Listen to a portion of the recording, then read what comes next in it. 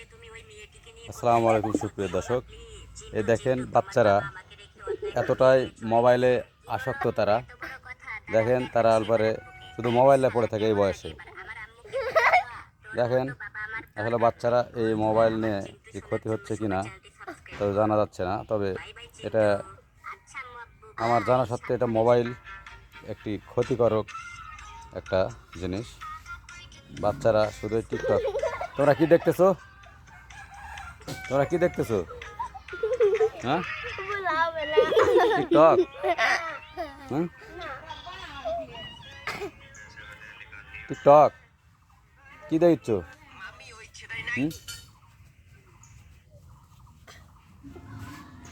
কি দেখছো তোমরা? টিকটক। হ্যাঁ,